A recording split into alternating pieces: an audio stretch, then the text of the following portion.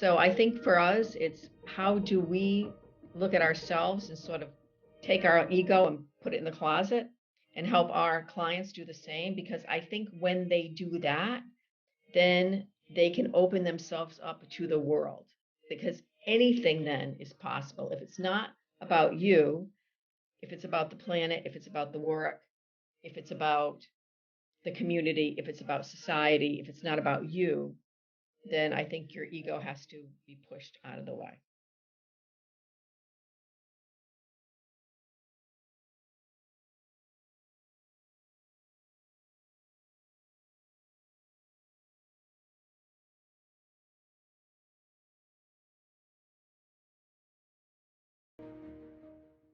Hello, everybody.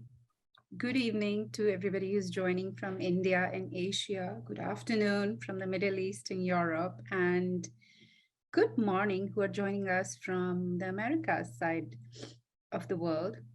Welcome you all for today's Future of Coaching webinar series, which is hosted by Ram. And today you can see with me, I have Kiva, who is the new member at Coacharya, who would be hosting these sessions going forward. And we have our lovely panelist, Meryl Moss, from whom you will listen quite shortly. And before we get into our webinar and the details, please do let us know in the chat box, where are you joining from? How are you feeling today? And what is your state of being when you are entering into this Future of Coaching webinar?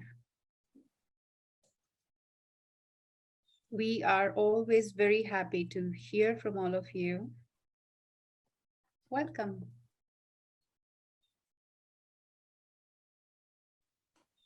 Cynthia, what is Jumbo Kathy, I wonder?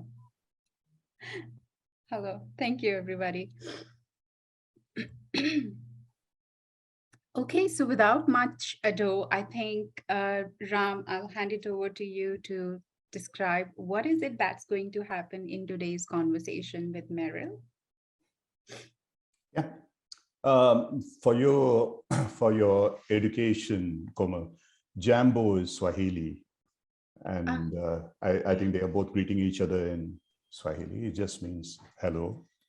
Because I learned that because my wife, Nina, was born and brought up in East Africa. And I learned a few phrases. And one of them, maybe I'm not pronouncing it very well in Swahili, that I had to learn to be able to sort of seal the deal, as it were. Mimi napenda wewe, which means I love you. So a few other things like that. So all of you, and I'm sure both Cynthia and Kathy would be able to resonate with that. Yeah, that's more East Africa, Kenya, Uganda, Tanzania, not so much South Africa. Okay. Today, first, I'll let Meryl introduce herself in a few minutes, and then also Kiva. What we had talked about, Meryl comes with a great background, which to me is always very impressive because she comes from two of the educational institutions that I'm extremely partial towards. One is the Kennedy School at Harvard, not just Harvard, but specifically the Kennedy School, and also Brown, which is not that well known as an Ivy League, probably one of the best Ivy League universities in the United States. So when I saw her profile, and then she had mentored with us and taken her, or in the process of getting to her EACC, it was an exciting opportunity to talk to someone as to why, with all that background behind her, and especially program and coaching with Brown, and she came to us, and what was it that she came from Coacharya, and from there on, moving to other subjects. And Kiva has been with us for the last about, I think, 6 months, probably a little bit more, I'm not quite sure, but I guess between 6 months to a year. And I was extremely pleasantly surprised to learn. And one of the things as the organization is getting bigger and bigger is that I'm getting to know less and less about more and more people. So that's a sad part of it. But that she is going through her coach training program with Nobantu, who is one of my favorite coaches. And she was the one who introduced all of us and sort of got us to work with the concept of Ubuntu. And so she was talking to me about what she was learning from there, and she was going to blog about it as well. And Komal, of course, you know, for quite a while, she has been anchoring this program, and she has been with us at least for about a couple of years or more. And she moved from India to Toronto. So it's a very mixed group of people. Komal from India, who's now settled down in the North American space, Kiwa, who still is in India, and the future is huge and bright for her. And Meryl, who's getting into coaching after a very, very a reputed and powerful academic career, as well as she has been in CXO positions in various other areas, especially the health.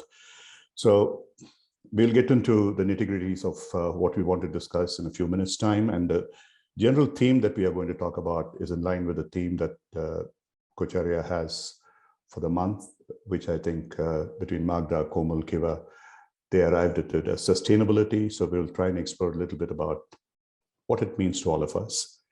Meryl, you first, and after that, Kiva, if you could just introduce yourself, and then we will get into the business of the day. Well, thank you so much for having me here. I'm actually very honored. I was very attracted to Kocharya and have attended many of these webinars. I actually retired in January from 35 years as an executive. During that time, as Ram mentioned, it was very important for me to have good training. So I did go to the Kennedy School at Harvard. I went to Brown for an executive master's in leadership and maintained a job as an executive. Wanted to be a good leader, like really wanted to be a good leader, and worked hard to figure out how to do that. And I think that I can talk a little bit about what I think that is and what I think it's not. And then coaching was just a natural transition for me in my retirement. I'm very busy too, which is fantastic. And I do leadership coaching. And I think sustainability is very much a relevant theme, because the way that many of our organizations operate, this top-down approach, I really don't think is sustainable. So in that, we can talk about that more, but let me pass it over to you so you can, Kiwa, so you can introduce yourself and you get a chance to talk as well. Sure. Thank you, Meryl. I'm really excited for the conversation today with you on this. Thank you so much, Ram, for having me over. A quick introduction about me. So like Ram said, I joined Kocharya a couple of months back last year. And before that, I've actually been in the social development space for over 10 years now. I worked in different roles, but mainly all of those roles had one thing in common, which was people. And the second thing being what today's topic is, which is sustainability. And I think that got me really excited about today's webinar, because I think when I think of sustainability, I always go back to thinking about people and the potential and the power that a person holds in creating something long lasting. So I was I'm really looking forward to the conversation today to explore how leaders can enable that, and how do we have those kind of conversations. So that's it for me, and over to you, Ram. Yeah, thanks, Kiva. Thanks, Meryl. Thanks, Komal. Let me start it this way. A couple of days ago, I had a brief conversation with on email with Komal. She was talking about sustainability, and she was talking about a blog that I had written. What is it that we would like to do more on this?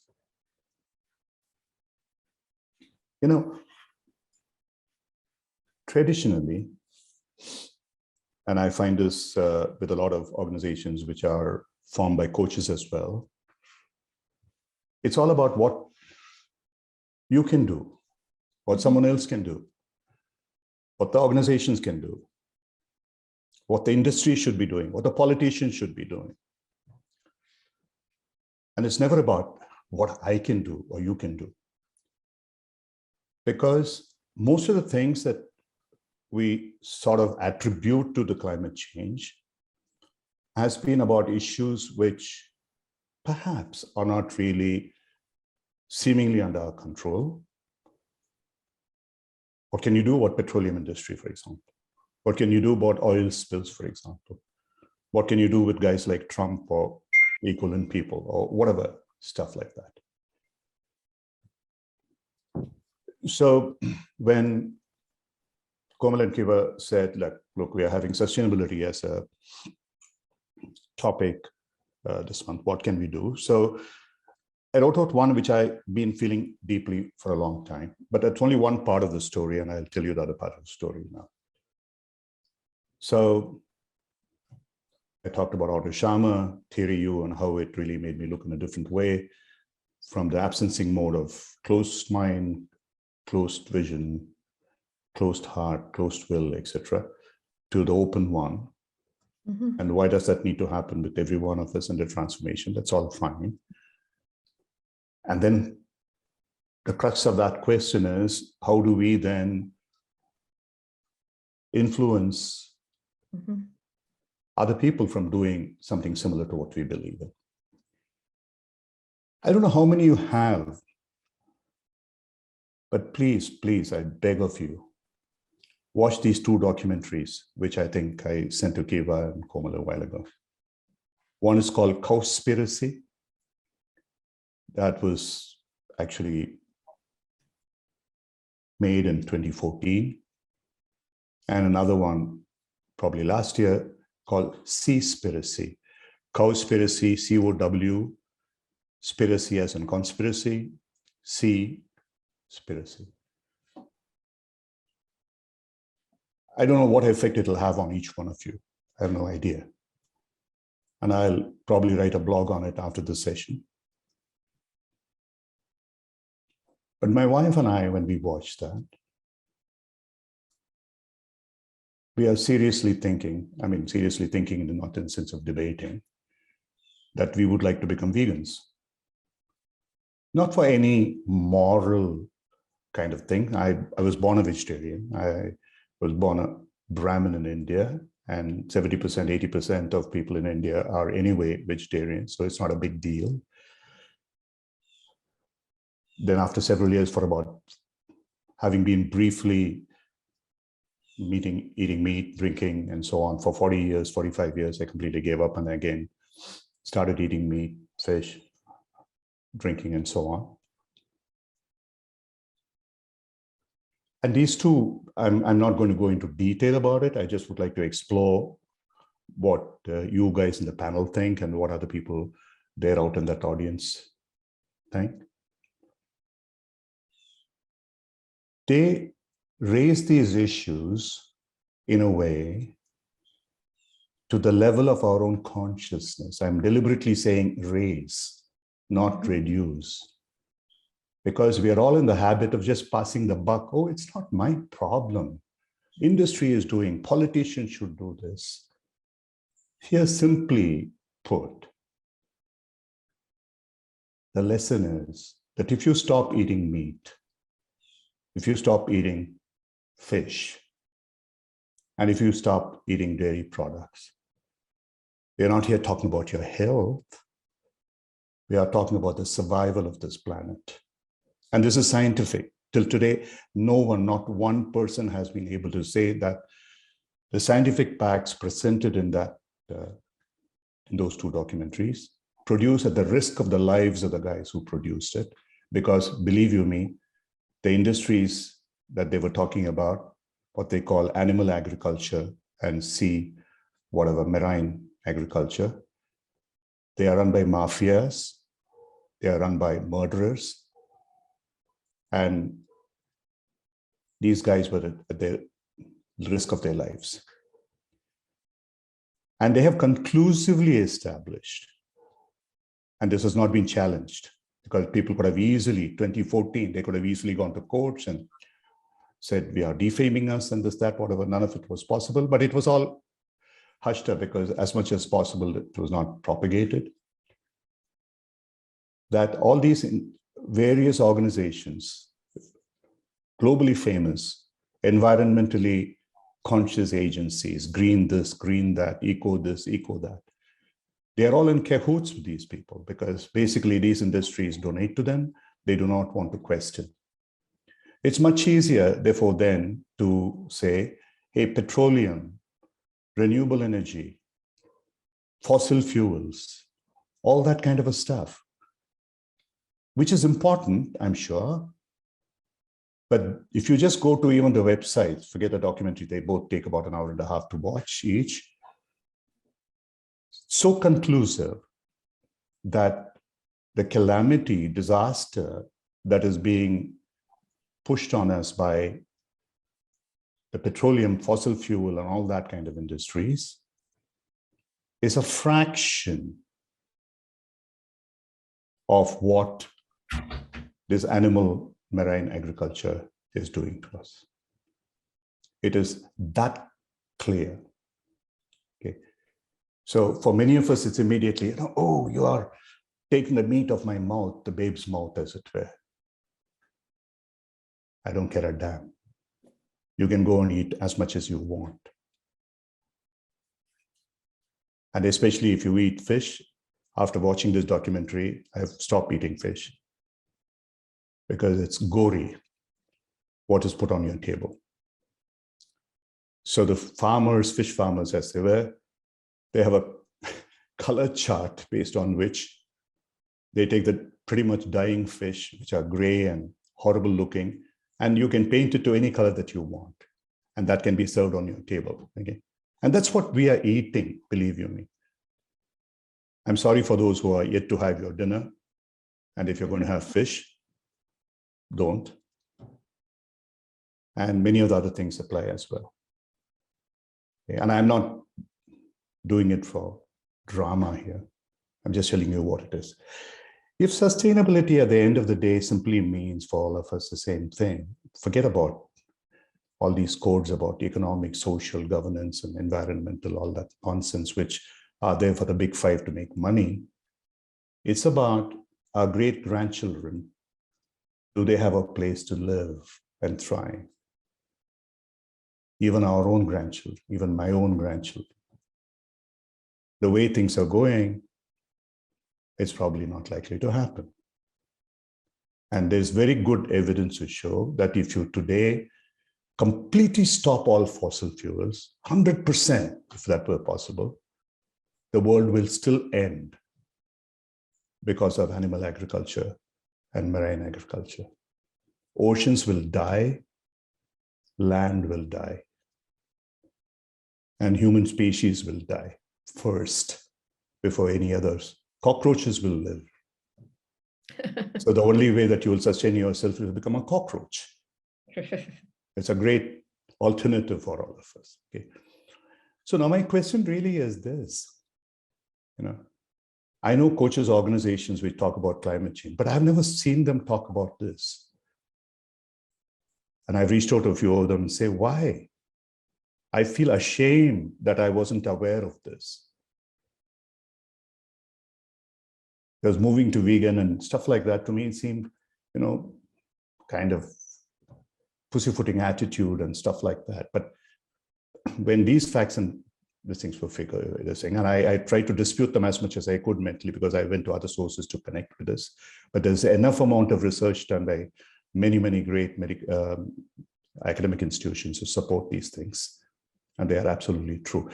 So let me stop my raving and ranting at this point in time. So I would like to start with Meryl as someone who has been in the medical space, who has been in the Kennedy schools, which is about policy management and things like that. So if you're really talking about sustainability as what each one of us can do and what each one of us should do so that we walk the talk, we practice what we preach. What should we be doing? Over to you. So big topic. You know, for me, I think a lot of what we as coaches can do for ourselves and with our clients is to help people to be accountable. And what I mean by that, and I think that you hit it on the head, is that people talk the talk. They say, we want to get everyone involved. We want to have a sense of community, like you're speaking of. We want to hear everyone's voice so that we can solve problems at a greater level. But they don't do it. They don't do it. And what I think gets in the way, and I'd be very interested to hear about what other coaches have to say, is I think it's our ego that gets in the way. I think that our ego pops up. I actually had a client this week that was funny, that she drew a picture of her ego as this balloon, this helium balloon. And we're working on getting that to pop down, because when she's in her ego, she's thinking about herself. And so, you know, when you think about yourself, you don't think about the planet. When you think about yourself, you're not thinking about your great-grandchildren. And when you think about yourself, you're not thinking about how to sustain anything at all. So I think for us, it's how do we look at ourselves and sort of take our ego and put it in the closet and help our clients do the same? Because I think when they do that, then they can open themselves up to the world, because anything then is possible. If it's not about you, if it's about the planet, if it's about the work, if it's about the community, if it's about society, if it's not about you, then I think your ego has to be pushed out of the way.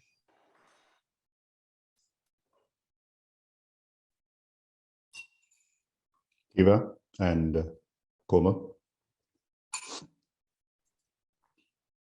I think, Meryl, as you were sharing, two words came to my mind. One was awareness, and the other was empowerment. Mm-hmm. So when I say awareness, I think what I mean by that is when we use sentences like but what can I do about it, or I don't know what I can actually do about any problem or any challenge that comes around us. I think the question kind of starts from there, right? So the exploration starts from there. So when you know that you don't know something, right, like you said, how do we put our ego aside? Or how do we say, okay, but I'm going to take that next step, which is understanding what is it that is in my control, I think is one area that can be explored. And I think that can happen for any individual in any capacity, right? And when I say individual, I mean students, I mean people maybe who've just started off their jobs. It could be people in literally any form of career. You know, it doesn't have to be a particular sector. It doesn't have to only be environment, or pure sustainability. It can literally be anybody.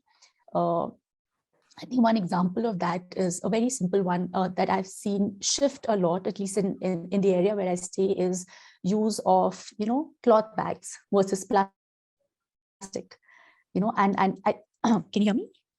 Yeah. I lost that last one. What did you say? Claw bags? Claw bags. Cloth bags. Made of, bags made of cloth. Yeah. Oh, cloth bags. Yeah. Okay. Versus, let's say, using plastic, right? So I think it's a very small change, but I think that's something that I have seen evidently happen around me over the years. And I think it probably started with one level of awareness, and it could also be fashion in a way, or it was something that was celebrated so much that it was something people wanted to participate in. The other word that I had used was empowerment. And I wanted to draw a connection to that because I think sometimes when we think of large systemic changes that are needed for things to actually, change, it looks daunting and it's definitely scary, right? Like if tomorrow I have to figure out a waste management system for an entire city, I don't even know where to begin, right? But a small change like this is in my control. And I feel it's that small shift that you can create, the dent that you can make that can actually lead to a larger ripple. And I think knowing that you have that power within you to cause that ripple, I think that we spoke about, right? Which is knowing about anything I do is going to have an impact on my children, my grandchildren, the larger world, the planet. I think, yeah, those were just two thoughts that came to my mind as you were sharing, right? As like, so what is it which is in my control? So I think awareness and knowing that I am already an empowered person and I don't always need a system to empower me or for me to empower a system. So, yeah. Komal? Okay, thank you so much, Ram, Meryl, Kiva. I sort of resonate with all your ideas and what you're saying. It's pretty interesting that ever since me and Kiva, we were talking and thinking about sustainability as a theme, I've been thinking more and more about my grandparents, the life in the village when I was a little girl.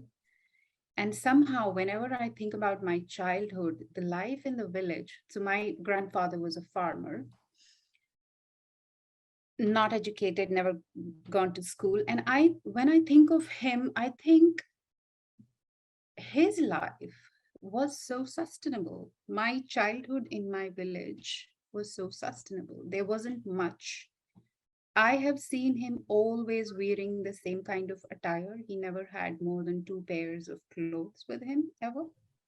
Same kind of shoes. So it's like a character figure who would always look the same, but lived a very, very content life. The house had 3 families living together. Nobody had their own bedrooms. But still, somehow, that childhood is so memorable for me. And I feel that back while I was growing up, it felt like that, oh, they were poor. They didn't have much money, many resources. But now when I look back, I feel like, oh, but their life was so sustainable. Mhm. It was so in tune with the environment and the area where they were living. And the thought that was coming to me is that what have we brought abundance to be? What have we brought wealth to mean for all of us? Mhm. Because I get really stressed going to the shopping malls, seeing so many clothes out there, so much of food. And the question that I somehow find myself wondering about is, do all the people in the world put together really need that kind of stuff as it being produced? Do we all need that amount of food which is getting produced? And coming to Ram's point, do we all really need that many fishes, that much of seafood on our plates?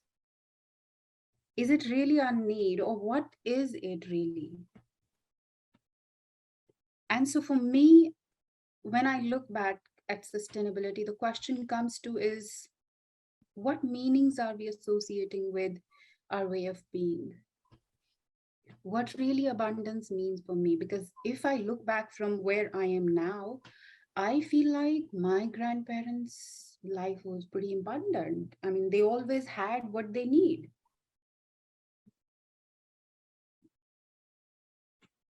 And today, I really don't see many people as satisfied and content and whole in their lives around. So for me, really, I think when it comes to sustainability, my focus goes on to those meanings that we associate with our lives.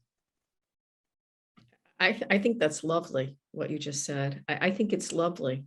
And, I didn't grow up that much differently than you did. We're Portuguese, so immigrant family, big community, everybody supporting each other. We don't have that anymore. We're all over in different places.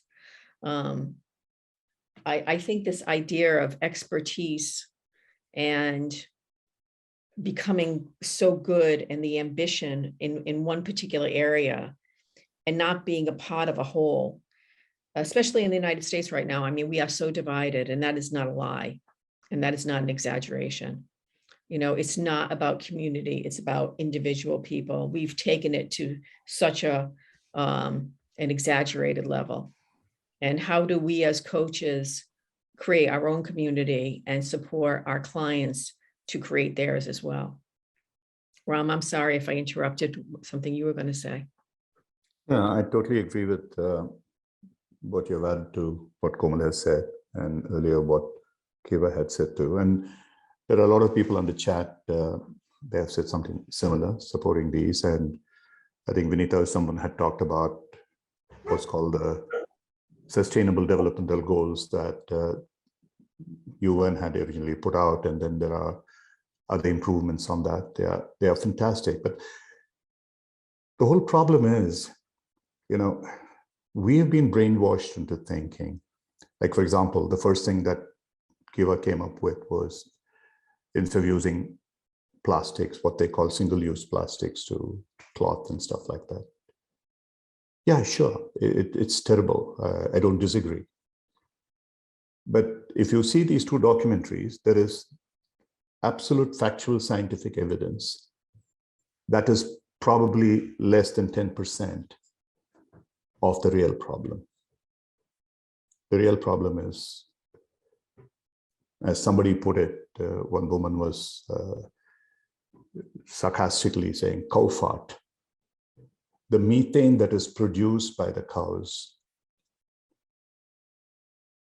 and that is far more dangerous than the CO2 in terms of NO, NOx, etc., and SOx, and far longer lasting in terms of the bad effects that they leave. And it's order of, I don't know, it's like something like 100 times more than any of the others.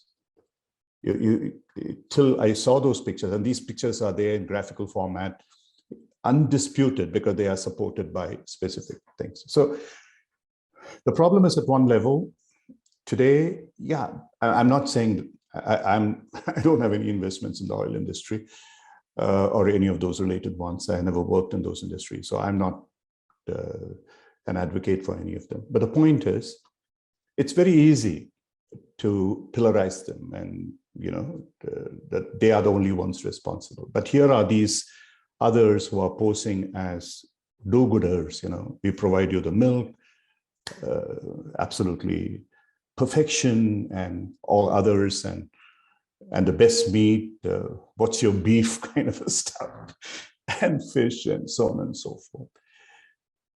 It's horrifying. But coming back to what Komal is saying, if you take any religion from any part of the history of the world and humankind, they've all, in one form or another, talked about a few things, apart from not killing somebody else, non-violence, which is pretty much standard to all religions, about leading as simple a life as possible, whether you call it Zen-like, minimalist, or whatever name that you want to call it. And the other is not coveting what other people had. And of course, in some religions, it says, do not covet another's wife, but it's not just a wife, it's about a lot of other things what the other person has. And in the 5 characteristics that yoga lays down as the yama, or universal codes of conduct, these are called ahimsa, satya, asteya, aparigraha, and brahmacharya. Asteya is about not coveting, aparigraha is about living simply. That is part of supposedly the entire religion, which is today become Hinduism. The same thing was true of Buddha. The same thing was true of Jesus. The same thing has been true of Islam, to its zakat and various other kinds of things, living as simply as you should. If we just take that as a moral responsibility, just like Komal said, can you live with just maybe, if not 3, maybe 5, whatever that number is, that is all that you really need, till you wear them out and wear something else, and don't have to wear it because it's a fashion. And I know many people today who have 30, 40 pairs of shoes and all that kind of stuff. And I'm not talking about really even rich people, ordinary people. Whatever for? Who are you trying to impress? Not only what does it cost to you, But what does it cost to society? What does it cost to sustainability? What's it going to cost in terms of what your children and grandchildren are going to have? Is that possible to look at it from that perspective? And then it becomes much simpler. Then you can't just turn around and say, hey, I'm doing it because the other person is doing it. Or don't do it the way the other person is doing it. The way that you want to do it. Like well, you pointed out, it's not about the ego of whatever it is, which prevents you from looking at your own grandchildren and what's going to happen, but taking responsibility for what you're doing. And then coming back to these two, which are occupying my mind space at this point in time, till we decide to do something about it, and how we decide to do what we eat and drink, on which we have control. We have total control. The humankind is the only species which eats when it's not hungry, which drinks when it's not thirsty,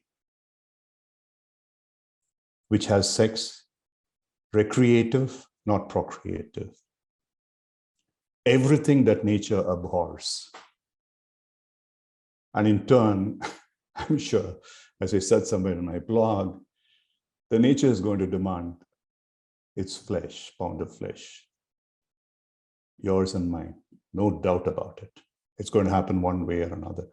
So, yeah, somebody said dogs, but those dogs are domesticated, sorry to say, and cats.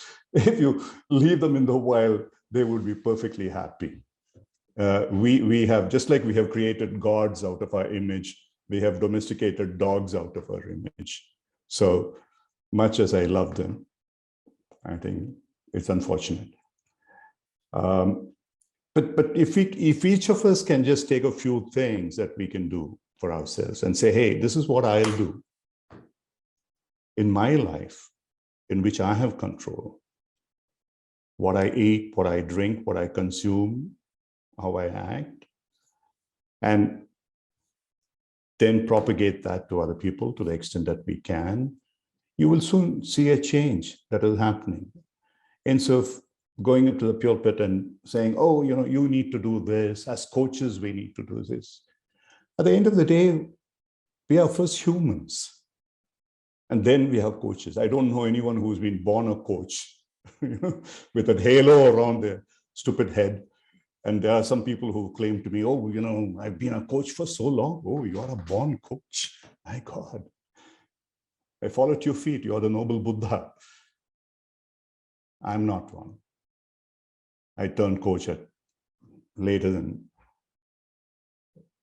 Meryl did now. Maybe at 65 or something. So it doesn't matter. So I'm not here speaking as a coach. I'm not trying to say, because I'm a coach, I think differently. I think differently because I'm a human being. And I'm a concerned human being. Now, every time I do any of these things, the first thing that will come to my mind is my 3 grandchildren. What are they going to be 20 years down the road, 30 years down the road? Do they have a life to live? And if they don't, whose fault is it? It's mine. So your thoughts?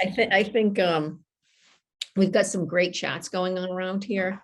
Beth Livingstone says, in travels to rural Guatemala, I was struck by the beauty of the lifestyle. At the same time, I was struck by the painful medical conditions not treated. It was thought-provoking and a little hard to reconcile internally. Beth, the same thing recently happened to me because I went back to the Azores where my family was from, and I still have lots of family there that speak the language. And I looked at where my great-grandparents lived, and it was not in good conditions. And the medical treatment that my great-grandfather got from Parkinson's disease was very minimal as compared to my sister, who has the same thing, who's treated well and who hopefully has a bit of a better quality of life. So I think there's a balance here, but we've gone so far to one side where everything is about what you can buy and what you own and who you are in this strata of status, or this strata of status, that we've lost what makes us all connected. And I think probably with this group of coaches, we tend to be the ones who want to be connected and who want our clients to be leaders in ways that are generous and open-hearted. I don't know if I'm making sense right now, but I think, I think someone else, Jennifer Cohen, says, we give up something and we gain something. That's the nature of the change, and we can adapt to the change. Look at all the change we've adapted to. So I think as as coaches too, we have hope. We have hope, but we've got to be the first line of defense, right? Is that what you're asking us, Ram? Is we need to step forward.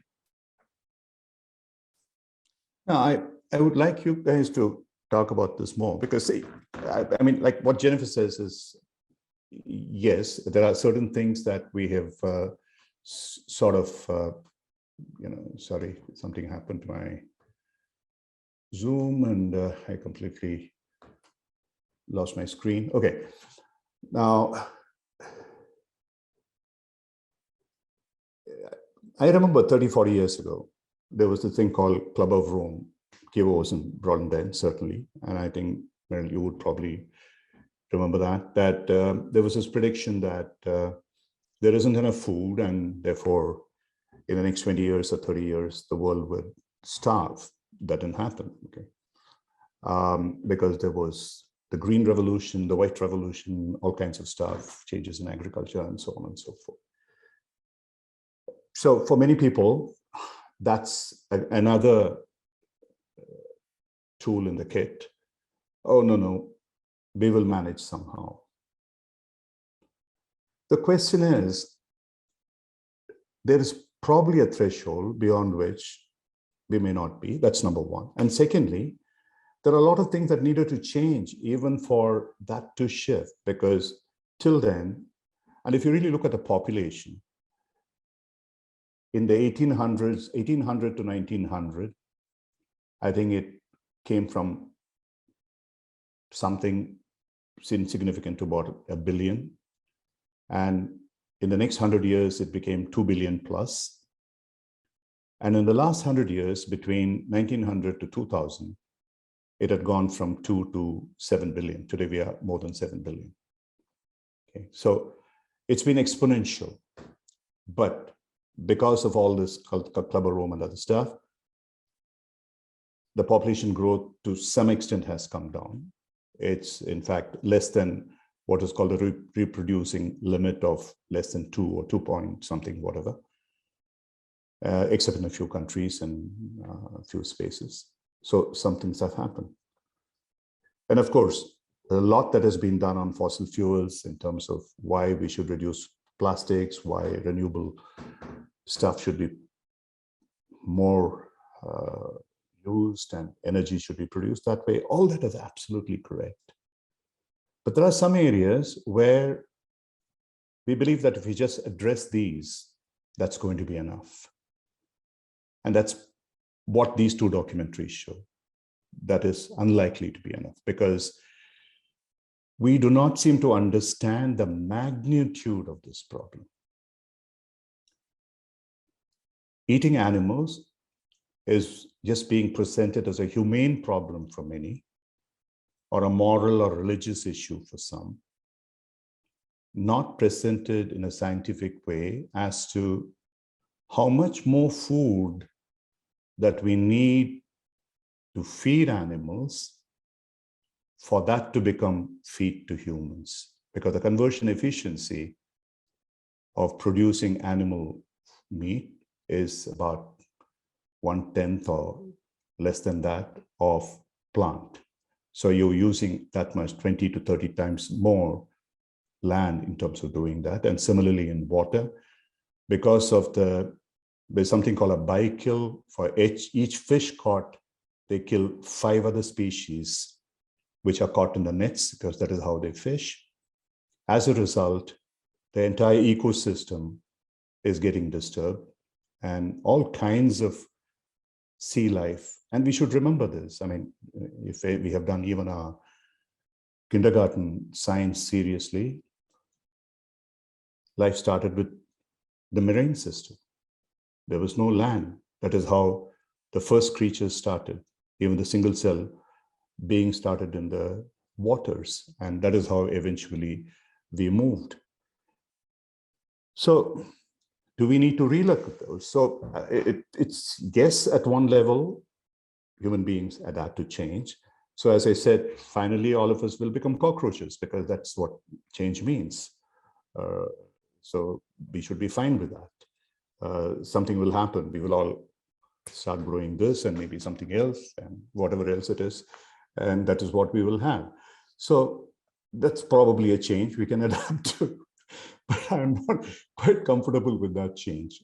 So anyway, yeah, if you would like to see what is out there, and I don't have any answers, honestly. I mean, these are things which throw up questions. Even to think about moving back from eating meat and have like less of dairy and fish and things like that, it's still it's something not completely settled, because I'm trying to figure out whether that's the right way to go, or is there something else less and more in moderation or something of that sort. So each of us will have to come to our own decisions, and we need to be comfortable with that. But as coaches, as different from just ordinary human beings, we need to reflect more. We need to be more spiritually inclined, in the sense that we need to care about other people, not just ourselves. So when we bring those into the equation, can we do something different? Yeah, you've got some chat going here too about that. You know, Abraham George said, as coaches, we need to be authentic. And I think that that is absolutely imperative. We need to be present. We need to be authentic. We need to be totally there with our clients. And Vanitha, I would love to hear more about what this means. We need healthy clients to become a coach. Sustainability is the only way to sustain coaching. It's very interesting.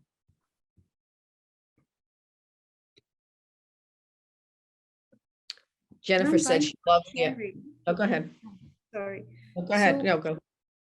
when I moved to Canada, I got to know quite a lot more about the indigenous culture of Canada, the First Nations, the Native people and their ways, and sort of what happened. In a way, we sort of share some history of colonization in India as well as in Canada. And before you come to any new country, you don't know much in depth about, what has been the culture from where it sort of evolved.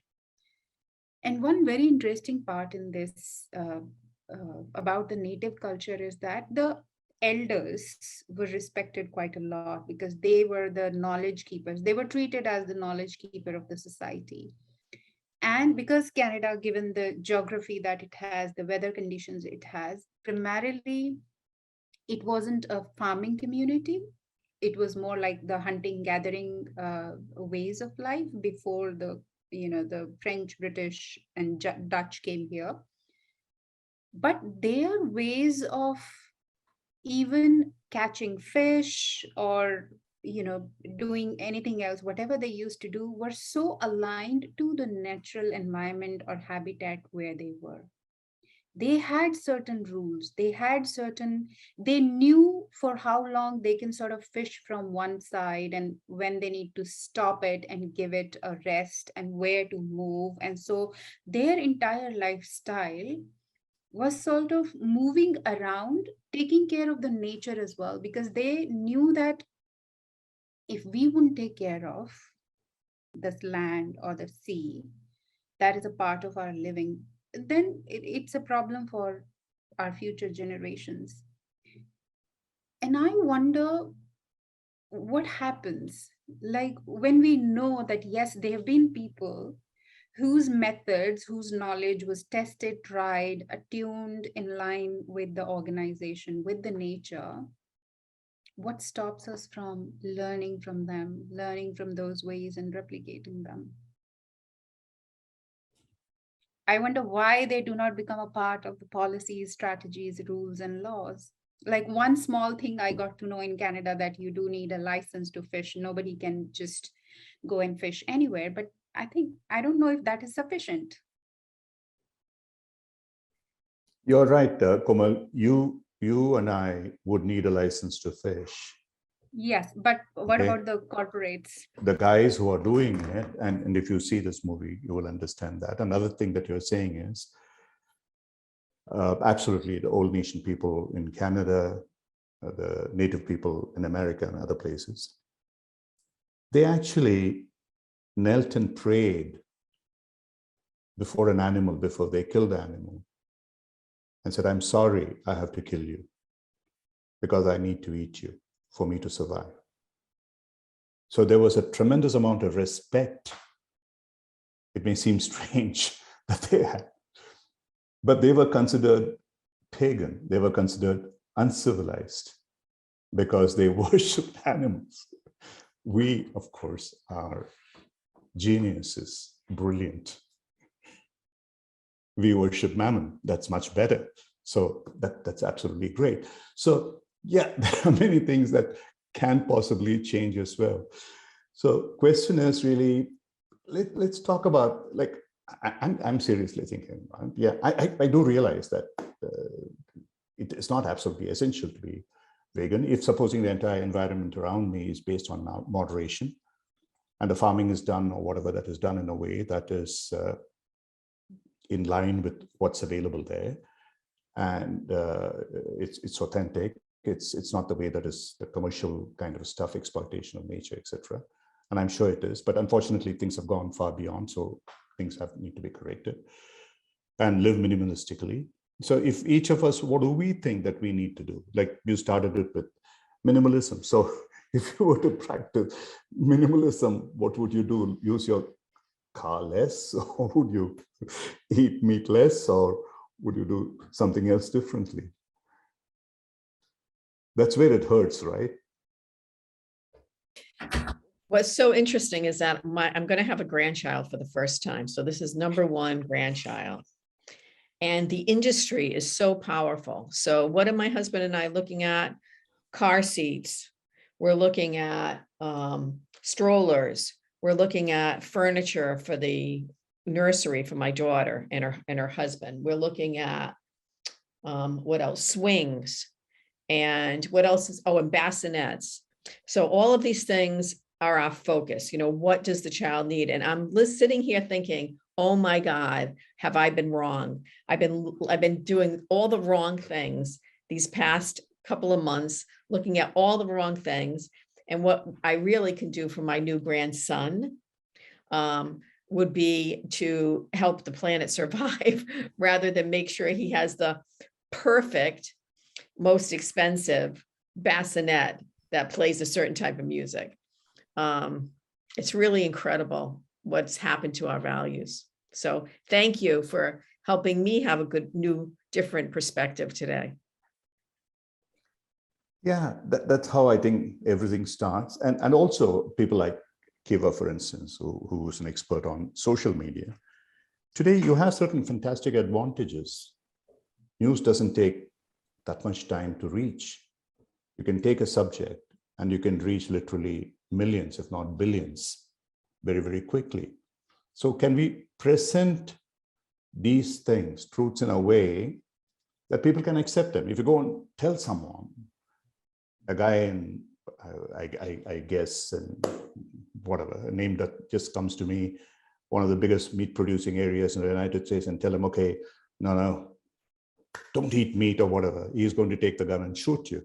So that's not going to happen. So how do you present it in a way that makes sense to people?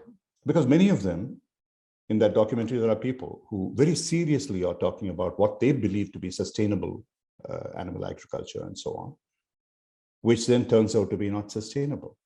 They genuinely believe that they are doing the right thing, and they are not doing it commercially, but it doesn't seem to be working. So how do these pieces of data, how can they be conveyed to people in a proper way and said in a way that's finally like a story? Not, hey, this is what I want you to do, but if you do this, if you continue to do this way, like Mel was saying, yeah, sure, your grandchild will have the best bassinet for the next 2 years or something. But when that grandchild is 25 years old, is there going to be a world around that grandchild?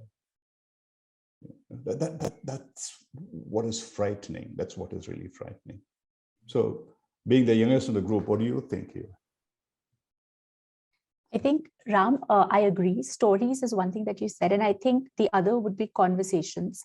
I think, like Meryl said, right, this is one conversation. And I was just trying to recall, like when I look back at my month, I can actually think of 5 to 8 circles where there has been conversation on sustainability in some form or the other. So 2 weeks back, I'd gone for a birthday party and somebody there was talking about sustainability and fashion and how much like the fashion industry takes up, how much of the planet it actually eats up, and there were all of us, youngsters actually just discussing that. Then thinking about, like you said, social media, there was a post that I got about a cleanup drive that was happening in the area. There's a literacy fest that happens here each year, and the theme is on largely about Himalayas and how you can save, the Himalayas to make it more sustainable. So I think conversations. I think Jennifer here has also put a question. She's written here: how do we turn overwhelm and fear into energy for change? Coaches can help, and I think leveraging the resources around us definitely, I think, is another way. Being associated, when I say that, I mean being associated with circles that in their own ways, be it small, be it big, are trying to do something, even if it just means a conversation, even if it just means posters, right? Because I think change starts from there. And I think I always believe that it's important to look at the change that has already happened, because otherwise it's really, I mean, it's not a very positive picture, right? To imagine the earth in the next, 20 years from now. But when you think about these small groups and the small changes that are happening, be it tree plantations, be it people doing story circles in schools, encouraging children, to understand what sustainability means and small steps that they can take, I think I feel really empowered that there is hope and I too can take that small step. So yeah, I would say conversations and surrounding yourself with the right resources, just people who are actually in those circles in whichever way that they are in. Thanks. I mean, I'm sorry if I put some people off their dinner tonight, those who are yet to have dinner, but that was not the intention. And as some of you have said, it's not about fear. It's about genuinely understanding what we are trying to do to ourselves and humanity, and it's not like I think Vinita said that it's about what we ought to be doing rather than what we shouldn't be doing and so on. So each one has to decide for ourselves, each want to do that. So whatever your last closing remarks are, and then we are almost at the end of the top of the. Well, I would say what's so interesting is that, Ram, you are so passionate about this and concerned and deeply concerned, and rightly so. And yet we have Kiwa, who's our youngest here, saying she feels empowered. So that's so interesting to me, because it's a very different way. I expected her to say, I'm afraid. I can't even imagine, but that's not what she said. She said, I'm hopeful. So that means a lot. I think that gives us all a lot of hope. Absolutely. That's the way it should be. Kiva and then Komal. I mean, I was just thinking that if as humans, we are thinking about moving to Mars and we know how to, reach the moon and from there figure a way out to reach Mars, I'm sure we will be able to figure this out as well, because this is a problem that we have created. I think I was reading this quote somewhere by Albert Einstein. I don't remember it verbatim, but it's about if we function the same way in which we've created the problems for us, we won't be able to find a solution. So we need to figure out a new pattern of thinking. And I think that's the role that we can play as coaches, because I think that's what we do well. That's what our role is. And yeah, I'm sure that there will be change. And yes, that's the role that we can play in it. Yeah. What Einstein said was, you cannot solve a problem at the same Yes. level of consciousness at which you would like to have the solution at. So it makes Yes. tremendous sense. And yeah, but what you said, Kiva, is absolutely right. I at my age, and you don't need to be fearful, and yet I'm fearful for my grandchildren. But you, at your age, you should be brave and empowered. That's the right way to go about it. Fight for it. Komal, you can end the session. I'll borrow what Venkateshwaran has shared, that about E.B. White's words. It says, I would feel more optimistic about a bright future for man if he spent less time proving that he can outwit nature and more time tasting her sweetness and respecting her seniority. I mean, there's no second word about it. In every which way where we feel like, oh, I would like to challenge or prove something in life, that's all the time our ego speaking. And just to surrender and say, okay, I will enjoy whatever life has to offer. I will enjoy myself with this nature, I think is the path of love. Totally. Someone said Mother Planet. I completely agree. Absolutely. So yeah, we are in the process of destroying our mother, which is probably the worst crime of all. Anyway, thank you all. Thank you very much. So let's reflect. Let's regroup. Thank you. Thanks, Meryl. Thank you very much. Thanks, Kiva. Thanks, Komal. Bye. Thank you, Ram. Everybody. Take care. Thank Bye. you, Ram. Thank you, Meryl. Thank you, Komal. Bye-bye.